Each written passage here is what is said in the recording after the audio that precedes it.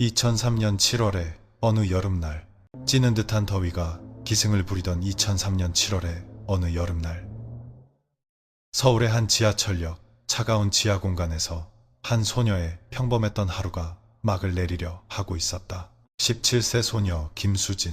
그날 밤 누구도 예상치 못한 일이 벌어졌다.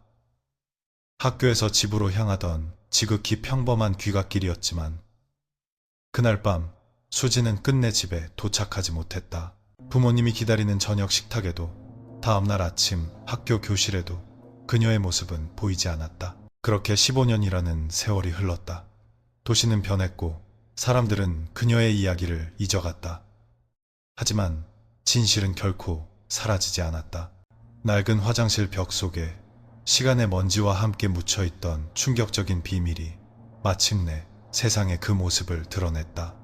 한 소녀의 실종으로 시작된 이야기는 15년이라는 기나긴 시간을 관통하여 누구도 상상하지 못했던 결말을 향해 달려간다. 이것은 가족의 끝없는 기다림, 경찰의 끈질긴 수사, 그리고 법의학의 발전이 만들어낸 기적 같은 진실 추적의 기록이다. 그날의 흔적, 오늘의 이야기를 시작하기에 앞서 여러분의 구독과 좋아요는 저희가 이러한 이야기를 계속해서 전해드릴 수 있는 큰 힘이 됩니다. 2003년 7월 18일 금요일, 서울 동북부에 위치한 한 일반계 고등학교에 수업 종료를 알리는 벨이 울렸다. 곧 시작될 여름방학에 들뜬 학생들의 유쾌한 대화가 복도를 가득 메웠고 그 학생들 무리 속에는 김수진도 있었다. 수진은 조용하고 성실한 학생이었다. 문예부 동아리 활동을 했고 취미는 독서였다. 친구들 사이에서는 언제나 믿음직하고 든든한 존재였다. 대학 입시라는 목표를 향해 묵묵히 공부하던 그 시절 평범한 고등학생의 모습, 바로 그것이었다. 오후 4시경, 수진은 책가방을 메고 평소처럼 학교를 나섰다. 동아리 활동을 마친 친구 두세 명과 함께 지하철역 방향으로 걸어가는 모습이 목격되었다. 그들은 여름방학 계획에 대해 이야기하며 웃음꽃을 피우고 있었다. 오시, 수진은 친구들과 헤어져 홀로 지하철에 탑승했다. 늘 이용하던 노선이었고 집까지는 약 30분 정도가 걸리는 거리였다. 몇몇 승객들은 전동차 안에서 책을 읽고 있던 수진의 모습을 기억했다. 그녀는 창가 자리에 앉아 조용히 책장을 넘기고 있었다. 오후 5시 40분경, 수진은 집으로 가기 위해 환승역에서 내렸다. 다른 노선으로 갈아타야 했다. 퇴근 시간이 겹친 지하철역 내부는 수많은 인파로 붐볐다. 정장 차림의 회사원들, 교복을 입은 학생들, 장바구니를 든 주부들이 각자의 목적지를 향해 분주하게 움직였다. 이 시점부터 수진의 행적은 불분명해지기 시작했다. 몇몇 목격자들은 그녀가 환승 통로를 지나가는 것을 본 것 같다고 기억했지만 그 이후에 정확한 동선을 증언해줄 사람은 아무도 없었다. 2003년 당시에는 지금처럼 지하철역 내부에 CCTV가 촘촘하게 설치되어 있지 않았기 때문이다. 저녁 7시, 수진의 어머니 박영숙 씨는 불안해지기 시작했다. 수진은 늦어도 보통 6시 30분까지는 귀가했다.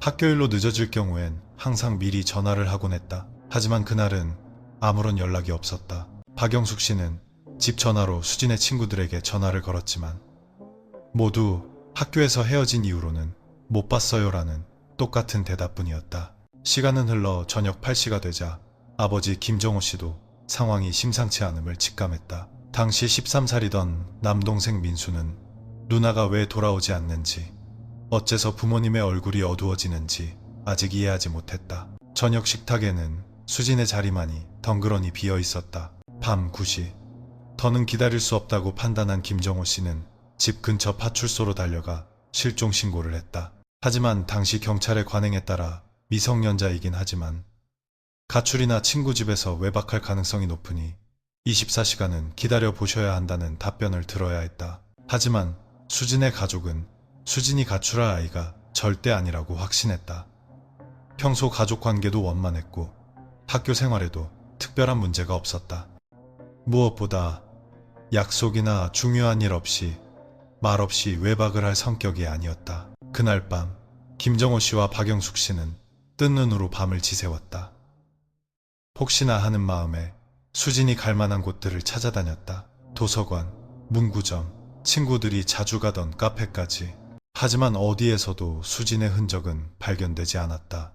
다음날 아침이 밝아서야 부모는 다시 경찰서를 찾았고 이번에는 정식으로 실종 사건이 접수되었다. 경찰도 사태의 심각성을 인지하기 시작했다. 17세 여고생이 아무런 연락도 없이 하루 이상 귀가하지 않은 것은 명백한 이상 징후였다. 하지만 그때까지만 해도 이 사건이 15년이라는 긴 세월 동안 미제로 남게 될 줄, 그리고 그 진실이 이토록 충격적이고 예상치 못한 모습으로 드러나게 될 줄은 아무도 상상하지 못했다. 2003년 7월 19일 토요일 아침, 김수진의 실종 신고가 정식으로 접수되면서 경찰의 본격적인 수사가 시작되었다. 서울 동북부 지역을 관할하는 경찰서 강력계의 이재현 형사가 사건을 담당하게 되었다. 당시 35세였던 이재현 형사는 10년차 베테랑이었지만 이 사건은 시작부터 평범하지 않았다. 단순 가출로 보기에는 석연치 않은 점이 너무 많았다. 가장 먼저 확인한 것은 수진의 교우 관계와 평소 생활 패턴이었다. 담임선생님, 친구들, 문예부 동아리 회원들을 차례로 면담했지만 모든 진술은 수진이는 문제를 일으킬 아이가 아니다. 가출할 이유가 전혀 없다로 일관되었다. 수진의 통화 기록도 정밀 분석했다. 2003년 당시에는 대학생과 직장인들 사이에서 문자 메시지가 보편화되기 시작했지만 고등학생들은 여전히 음성통화를 주로 사용했다. 하지만 수진의 통화 기록에서는 어떠한 특이점도 발견되지 않았다. 가족, 친구들과의 일상적인 통화가 전부였다. 가정 불화의 가능성도 면밀히 조사했지만 주변인들은 모두 김정호 씨 부부가 딸을 지극히 아꼈으며 수진 역시 부모에게 반항적인 태도를 보인 적이 없다고 증언했다. 남동생 민수와의 관계도 원만하여 남매 간에 특별한 갈등도 없었다. 그렇다면 외부 요인일 가능성이 높았다. 이재현 형사는 수진이 마지막으로 목격된 지하철역을 중심으로 수사망을 넓혔다. 그는 사건 당일 그 역에서 근무했던 모든 직원을 한 명 한 명 조사했다. 상점 주인부터 청소 용역업체 직원까지. 당시 28세였던 박동진 씨는 그 지하철역의 청소부로 일하고 있었다. 그는 사건 당일 늦게까지 근무했지만 수진을 보았는지에 대해서는 명확히 증언하지 못했다. 그날 밤에도 학생들이 많이 지나다녔지만 특별히 기억에 남는 건 없습니다. 편의점 주인이었던 한지수 씨의 증언은 조금 달랐다. 5시 40분쯤 교복 입은 여학생이 지나가는 걸 본 것 같기도 해요. 하지만 얼굴을 자세히 보진 못했습니다. 비록 불확실한 증언이었지만 시간대는 수진의 마지막 목격 시점과 일치했다. 문제는 CCTV였다. 2003년 당시 지하철역 내부 CCTV는 주 출입구와 승강장 일부에만 제한적으로 설치되어 있었고 화질 또한 현재 기준으로는 매우 열악했다. 게다가 저장 기간도 짧아 사건 당일의 녹화 자료는 불과 며칠 만에 이미 덮어쓰기 된 후였다. 경찰은 수진이 탔을 가능성이 있는 모든 지하철 노선을 따라 수색을 벌였다. 역무원들에게 수진의 사진을 보여주며 목격자를 찾았지만 하루 수십만 명이 이용하는 지하철에서 특정 인물을 기억해내는 사람을 찾기란 쉬운 일이 아니었다. 한편 수진의 가족은 직접 딸을 찾아 나섰다. 김정호 씨는 회사에 무급휴직을 신청했다. 딸을 찾는 것보다 중요한 일은 없다고 생각했다. 그와 박영숙 씨는 수진의 사진이 담긴 전단지를 만들어 지하철역 곳곳에 붙였다. 우리 딸을 찾습니다. 이름 김수진, 만 17세, 신장 160cm, 단발머리, 인상차게, 교복 착용, 작은 단서라도 꼭 연락 부탁드립니다. 전단지 속에는 학교에서 환하게 웃고 있는 수진의 증명사진이 있었다.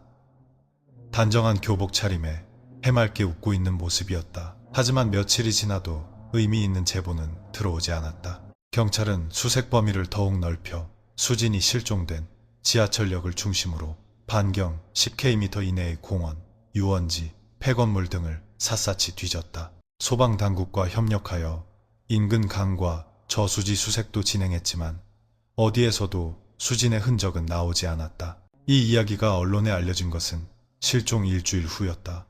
17세 여고생, 지하철역에서 감쪽같이 실종이라는 제목의 기사가 나가자 사회적 관심이 급증했다. 2003년은 인터넷이 본격적으로 보급되던 시기였지만 여전히 텔레비전과 신문의 여론 주도력은 막강했다. 방송사들은 수진의 실종 사건을 보도하기 시작했고 박영숙 씨는 인터뷰에 출연해 눈물로 호소했다. 제발 우리 수진이가 어디 있는지 아시는 분은 꼭 좀 연락주세요. 수진아, 엄마가 기다리고 있어. 무슨 일이 있었든 괜찮으니까 집으로 돌아오렴. 시청자들의 반응은 뜨거웠다.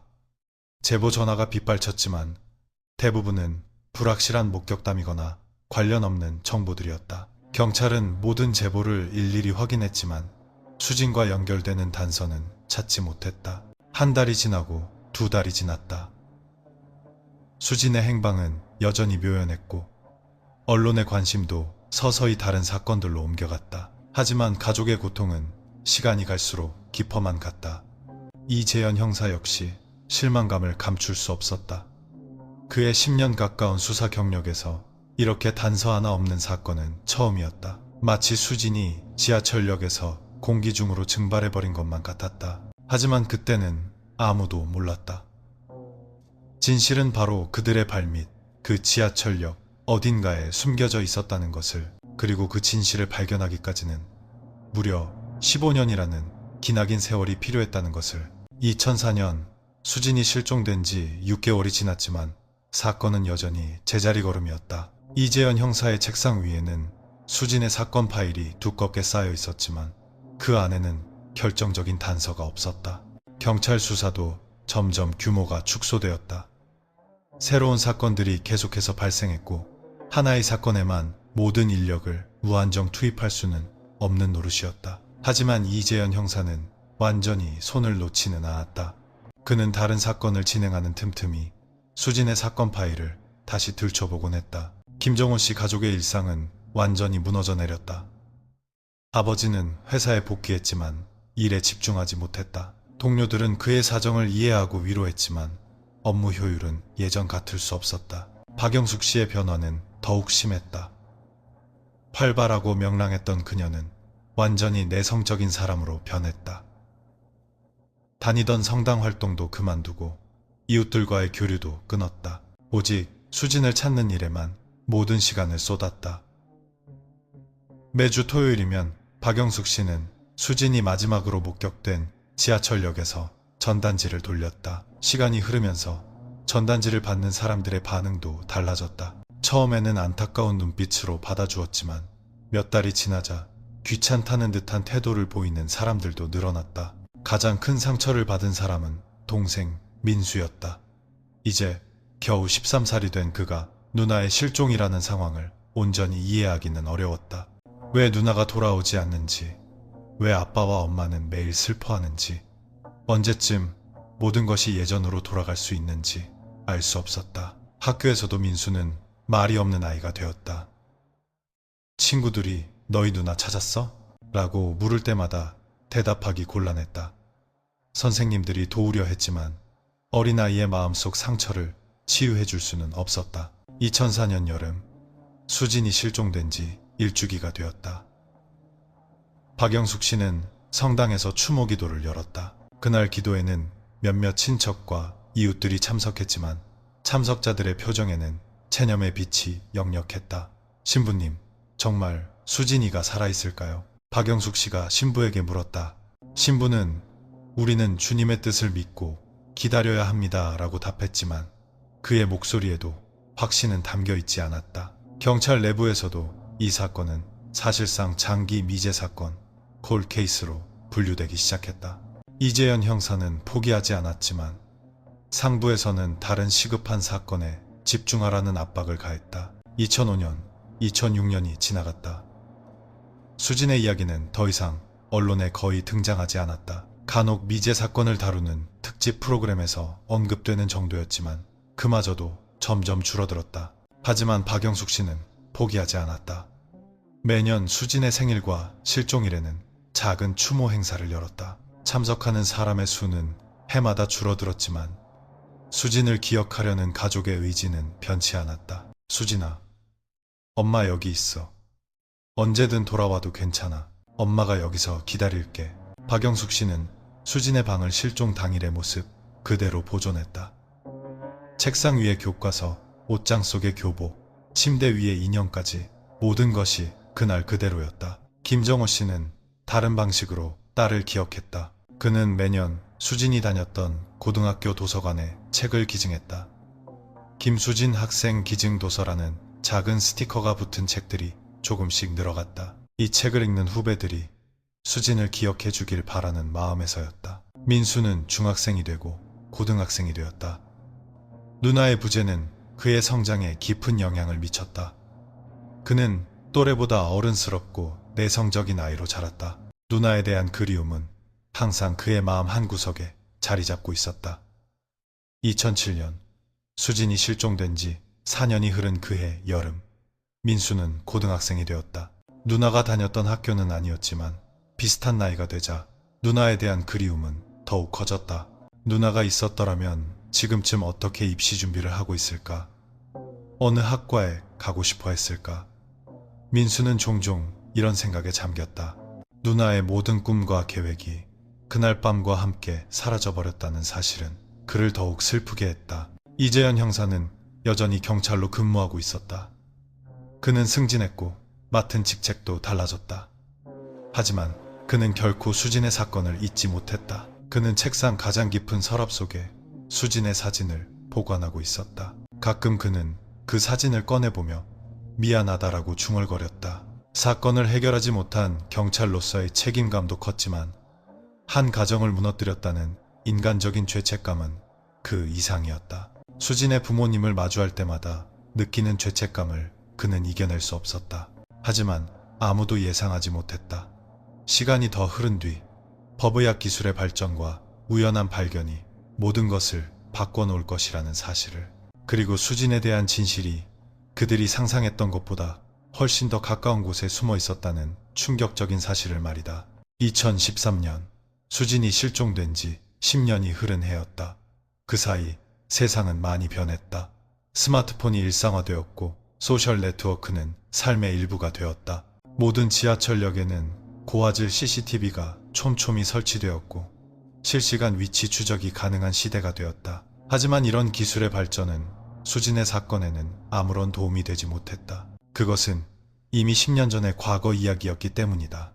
그때도 지금 같은 기술이 있었더라면 하는 아쉬움만 남을 뿐이었다. 바로 이 시기 서울지방경찰청에 변화의 바람이 불었다. 새로 부임한 청장은 장기 미제 사건 재수사를 주요 정책으로 내걸었다. 과거에 해결하지 못했던 사건들을 발전된 법의학 기술로 다시 들여다보겠다는 의지였다. 우리가 포기했던 모든 사건에는 피해자와 그 가족들의 눈물이 담겨 있습니다. 현재의 발전된 기술로 다시 한번 시도해보는 것이 우리의 의무라고 생각합니다. 청장의 방침에 따라 장기 미제 사건 전담팀이 신설되었다. 이때 이재현 형사는 45세가 되어 있었다. 그는 한 경찰서의 강력계 팀장으로 승진했지만 여전히 수진의 사건을 잊지 못하고 있었다. 전담팀 신설 소식을 듣자마자 그는 망설임 없이 자원했다. 제가 처음부터 맡았던 사건입니다. 끝까지 책임지고 싶습니다. 이재현 형사의 간청에 상부도 고개를 끄덕였다. 이 사건에 대해 그만큼의 이해와 의지를 가진 사람이 없다는 것을 잘 알고 있었기 때문이다. 전담팀에는 국립과학수사연구원 국과수의 최은영 분석관도 합류했다. 당시 52세였던 그녀는 국과수에서 20년 가까이 근무한 베테랑이었다. 그녀는 DNA 분석 기술의 발전을 온몸으로 겪어온 전문가였다. 2003년의 감식 기술과 지금은 하늘과 땅 차이입니다. 그때는 찾지 못했던 증거도 지금이라면 찾아낼 수 있을 겁니다. 최은영 분석관의 말에는 자신감이 넘쳤다. 팀은 과거의 수사 기록을 다시 한번 면밀히 검토하는 것부터 시작했다. 그들은 10년 전의 진술서, 현장 감식 기록, 목격자 진술 등을 하나하나 분석하며 시간 속에 잊혔을지 모를 단서를 찾아 나섰다. 그러던 중 당시 청소부였던 박동진 씨의 진술에서 흥미로운 점을 발견했다. 그는 사건 당일 밤 한 남자와 함께 있던 여학생을 본 것 같다고 진술한 적이 있었다. 하지만 당시에는 불확실한 진술이라 크게 주목받지 못했다. 박동진 씨를 다시 한번 만나봅시다. 10년이 지난 지금 어쩌면 더 명확하게 기억해낼 수도 있을 겁니다. 이재현 형사의 제안에 팀원들도 동의했다. 이제 38세가 된 박동진 씨는 다른 일을 하고 있었지만 그날의 기억은 여전했다. 사실 그때도 뭔가 이상하다고 생각은 했어요. 하지만 확신이 없어서 말을 못했습니다. 어떤 점이 이상했습니까? 이재현 형사가 조심스럽게 물었다.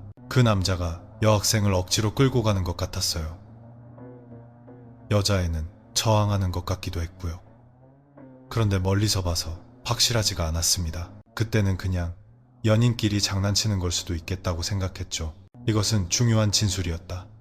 당시에는 단순한 목격담으로 치부되었지만 지금 다시 들어보니 전혀 다른 해석이 가능했다. 그 남자의 인상착의를 좀 더 자세히 기억할 수 있겠습니까? 최은영 분석관이 물었다. 키가 좀 컸던 것 같고 일하는 사람 같은 느낌이었어요. 작업복 같은 걸 입고 있었던 것 같기도 하고요. 작업복. 이것은 새로운 단서였다. 지하철역에서 작업복을 입고 다니는 사람이라면 역 직원 혹은 각종 시설을 관리하는 협력업체 직원일 가능성이 높았다. 팀은 2003년 당시 그 지하철역에서 근무했던 모든 업체의 직원 명단을 다시 조사하기 시작했다. 전기, 통신, 청소, 경비, 시설관리 등 모든 분야를 망라했다. 하지만 10년이라는 세월은 너무 길었다.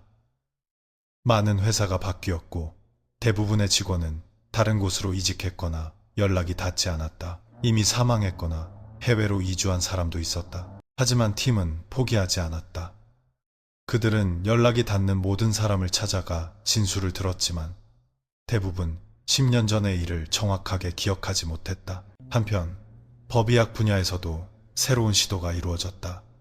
당시 수거했던 유류품들을 최신 DNA 분석 기술로 다시 감정하기로 한 것이다. 10년 전에는 찾아낼 수 없었던 미세한 흔적도 지금은 분석이 가능했다. 그들은 수진의 가방과 교복에서 채취했던 미세 섬유와 머리카락 등을 다시 정밀 분석했다. 하지만 안타깝게도 수진과 가족의 것 외에 특이한 DNA는 발견되지 않았다. 아직 포기하기엔 이릅니다. 우리가 아직 발견하지 못한 증거가 어딘가에 있을 수도 있습니다. 이재현 형사는 팀원들을 독려했다. 그리고 결정적인 기회는 그들이 전혀 예상치 못한 곳에서 찾아왔다. 바로 수진이 사라졌던 그 지하철역에서 말이다. 2018년 봄, 수진이 실종된 지 15년이 흐른 해였다. 이제 민수는 28세의 청년이 되어 사회학 석사 과정을 밟고 있었다. 그의 논문 주제는 장기 실종 아동 가족이 겪는 심리적 영향이었다. 누나의 경험은 그의 학문적 관심사가 되어 있었다. 김정호 씨와 박영숙 씨는 이제 60대에 접어들었다. 세월의 무게가 두 사람의 어깨를 짓눌렀지만 수진을 향한 그리움은 변치 않았다. 매년 실종일과 생일에는 어김없이 작은 추모식을 열었다.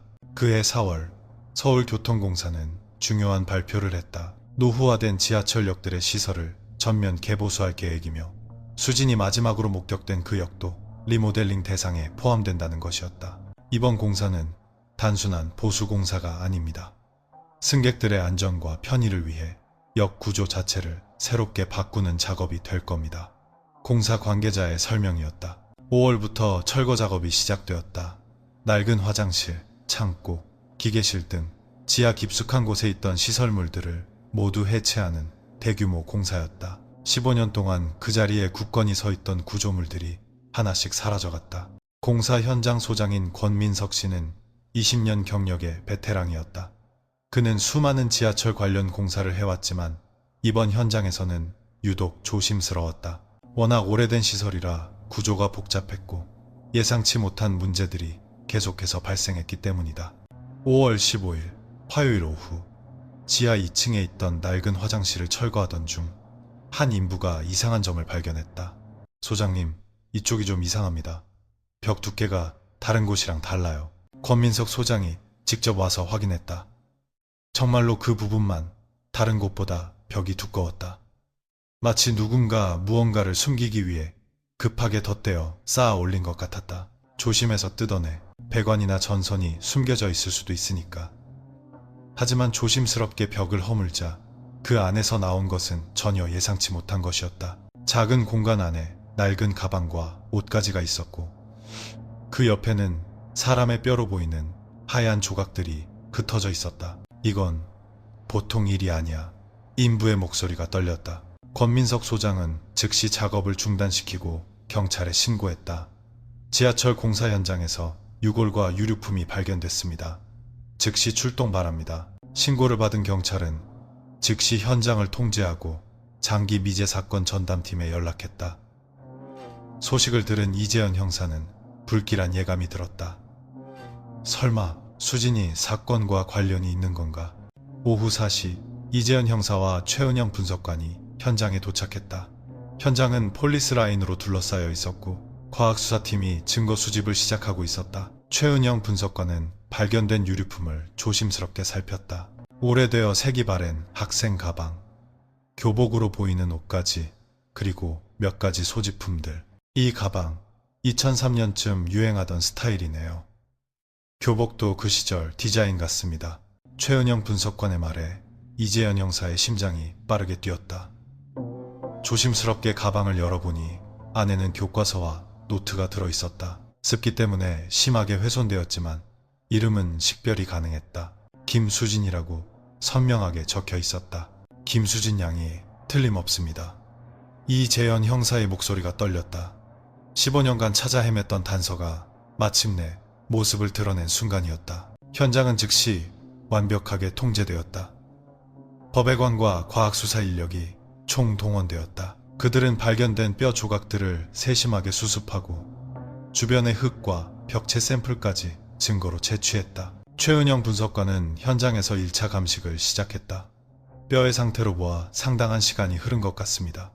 하지만 정확한 신원 확인을 위해서는 DNA 검사가 필요합니다. 동시에 수진의 가족에게 연락이 취해졌다. 전화를 받은 박영숙 씨는 그 자리에 주저앉았다. 15년간 기다려온 소식이었지만 이런 방식으로 듣게 될 줄은 상상도 하지 못했다. 정말 우리 수진이 맞나요? 떨리는 박영숙 씨의 목소리에 이재현 형사는 조심스럽게 답했다. 아직 확실하진 않습니다. 정밀 감식을 거쳐야 합니다. 하지만 발견된 유류품으로 보아 김정호 씨도 회사에서 급히 달려왔다. 15년 만에 딸의 흔적을 찾았다는 소식에 그는 만감이 교차했다. 기쁨과 슬픔, 안도감과 분노가 한꺼번에 몰려왔다. 민수 역시 석사 과정을 잠시 멈추고 현장으로 달려왔다. 누나의 마지막 모습을 본 것이 15년 전이었지만 그녀의 존재는 항상 마음속에 살아있었다. 드디어 누나를 찾은 건가요? 민수의 질문에 누구도 확실한 대답을 해줄 수 없었다. 모든 것은 과학적인 증명을 거쳐야 했다. 현장 감식은 밤늦게까지 계속되었다. 이재현 형사는 자리를 뜨지 않았다. 15년간 찾아 헤맨 수진의 마지막 흔적이 눈앞에 있다고 생각하니 차마 눈을 뗄 수가 없었다. 대체 이곳에서 무슨 일이 있었던 걸까? 이재현 형사는 허물어진 화장실 벽을 바라보며 생각에 잠겼다. 그리고 그의 마음속에는 들끓는 분노가 자리 잡고 있었다. 만약 수진이 맞는다면 누군가 15년 동안 이 진실을 은폐해왔다는 뜻이었기 때문이다.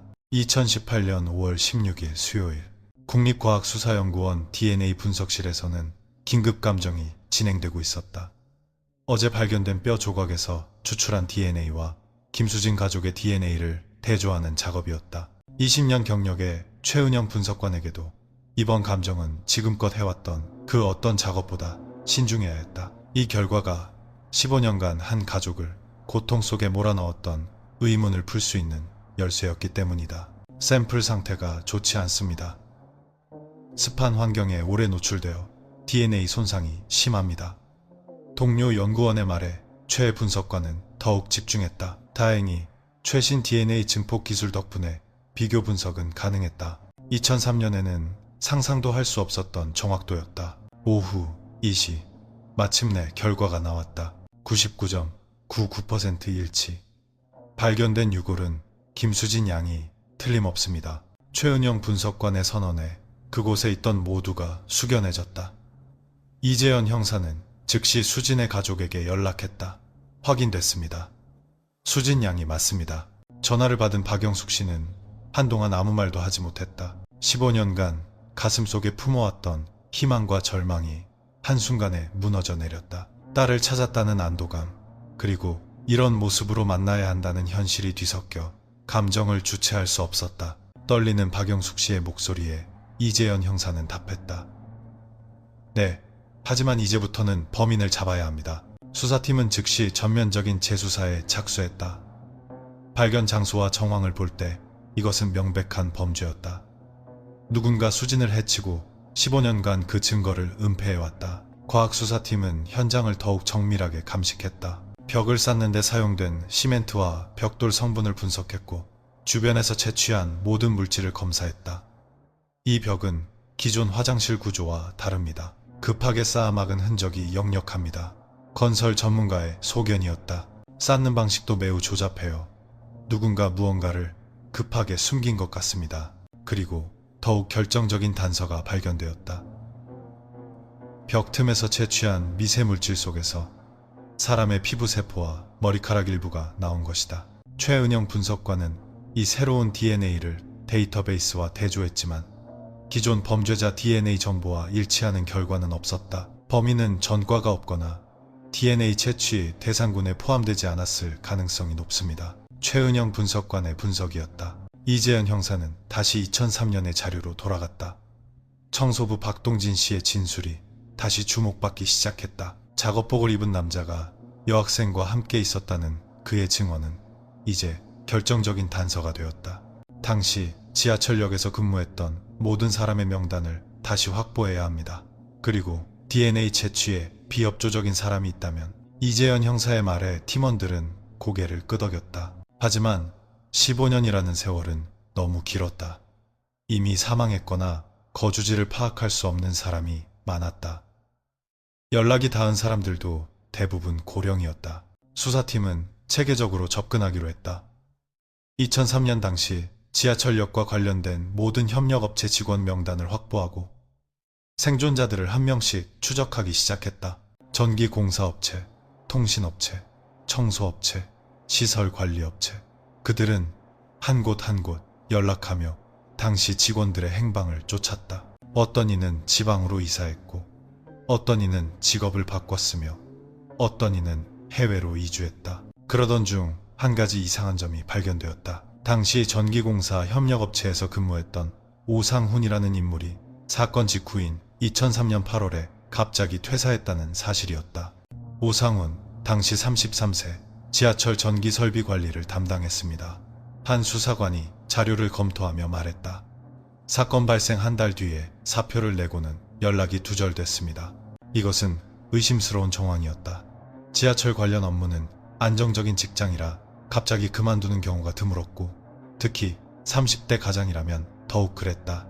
오상훈의 현재 소재지를 파악합니다. 수사팀은 즉시 그의 행적을 추적하기 시작했다. 주민등록 이전 기록, 건강보험 가입 내역, 휴대전화 개통 이력 등을 종합적으로 분석했다. 며칠간의 추적 끝에 놀라운 사실이 밝혀졌다. 오상훈은 2003년 이후 개명을 하고 지방의 한 소도시에서 완전히 새로운 신분으로 살고 있었다. 개명 사유가 무엇입니까? 이재현 형사가 물었다. 새로운 삶을 시작하고 싶다고 기재되어 있습니다. 2003년 12월에 개명 신청을 했습니다. 시기가 너무나 절묘했다. 수진의 실종 사건이 한창 언론에 보도되던 시점 직후였다. 이 모든 것이 우연일 가능성은 희박했다. 지금 바로 찾아갑시다. 이재현 형사의 말에 팀원들의 얼굴이 굳어졌다. 마침내 15년 만에 범인과 마주할 시간이 다가온 것이다. 2018년 5월 20일 월요일 아침 경상북도의 한 소도시. 수사팀은 인구 3만 명 남짓의 작은 도시에 도착했다. 오상훈, 현재는 다른 이름을 쓰는 남자가 15년간 숨어 지내온 곳이었다. 이재현 형사와 팀원 3명은 조용히 그의 집 앞으로 다가갔다. 낡은 단독주택이었고 마당에는 작은 텃밭이 있었으며 빨랫줄에는 빨래가 널려 있었다. 지극히 평범한 일상의 모습이었다. 정말 여기에 있는 겁니까? 젊은 형사가 조심스럽게 물었다. 주민등록상 주소지 맞습니다. 차량 등록지도 여기고요. 이재현 형사가 재차 확인했다. 오전 9시 수사팀이 문을 두드렸다. 잠시 후 48세의 중년 남성이 문을 열었다.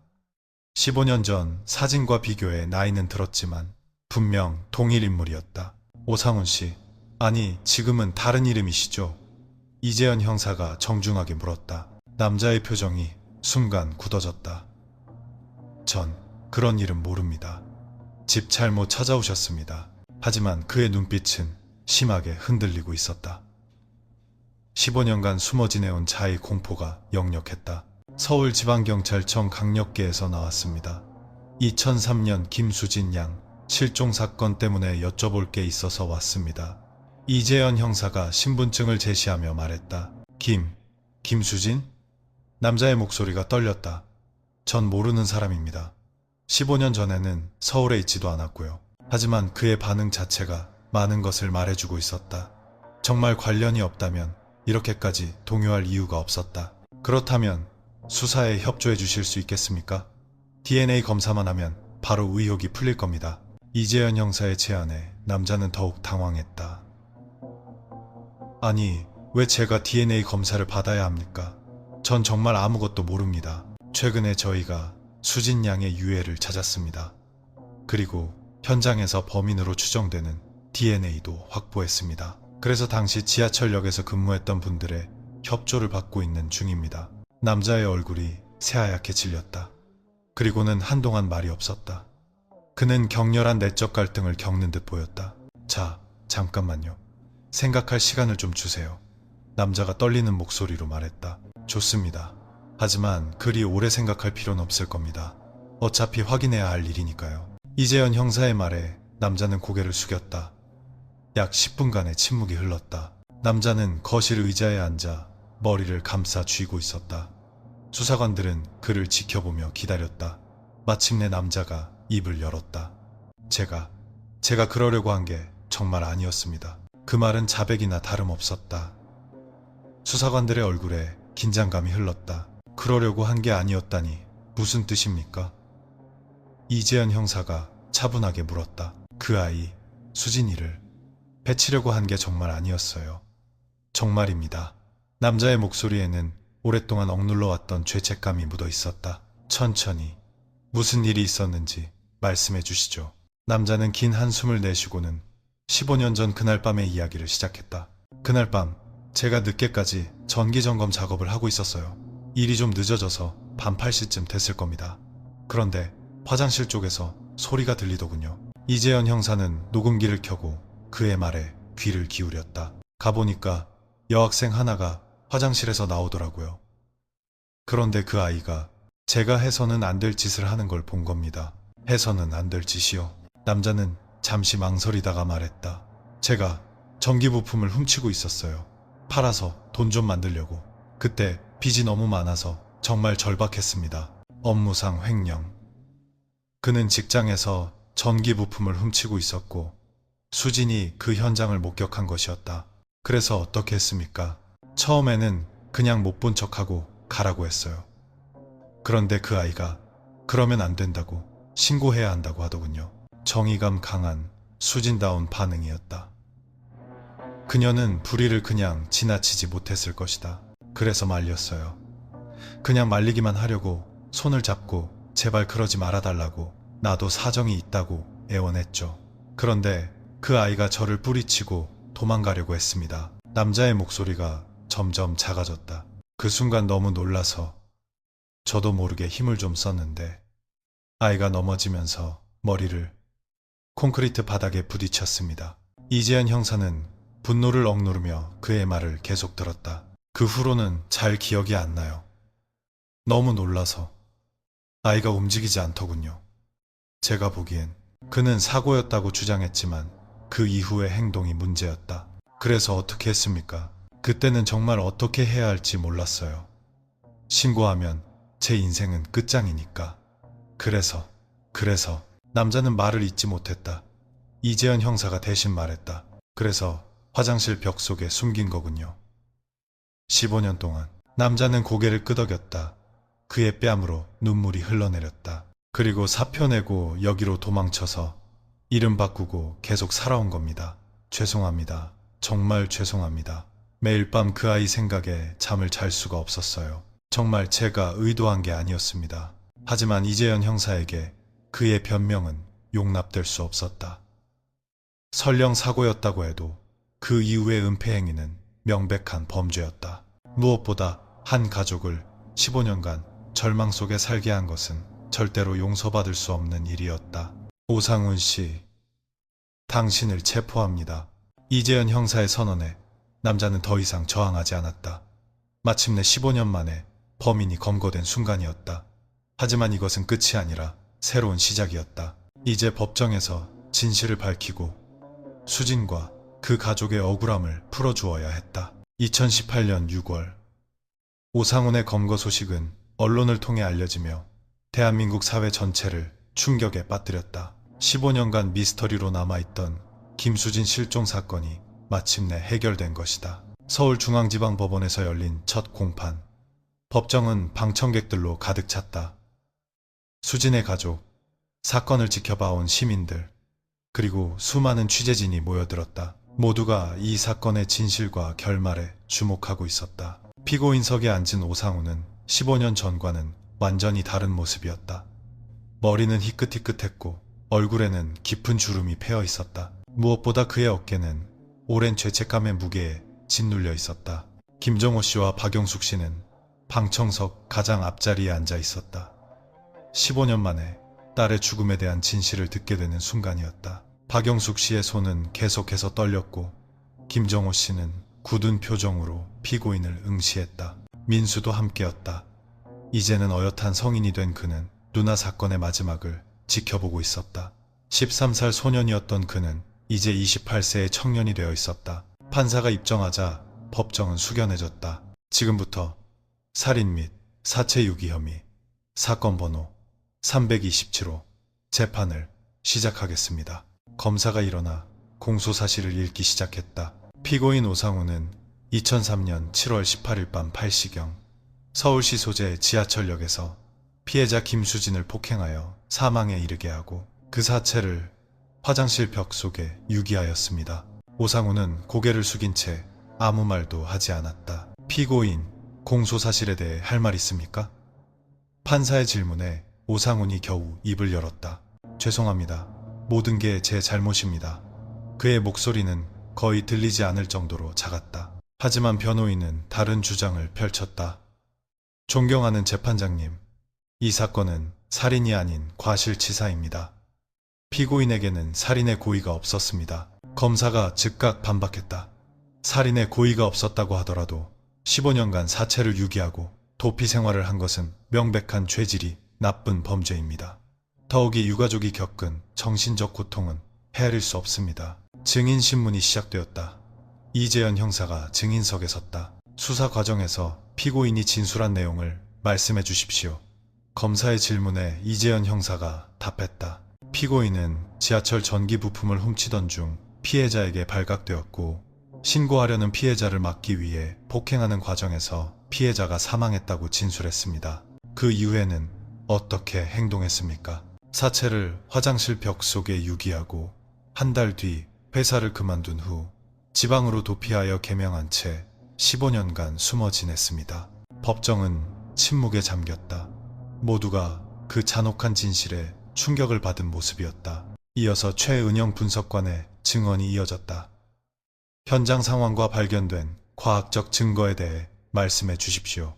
화장실 벽 속에서 피해자의 유골과 유류품이 발견되었고 DNA 감정을 통해 신원을 확인했습니다.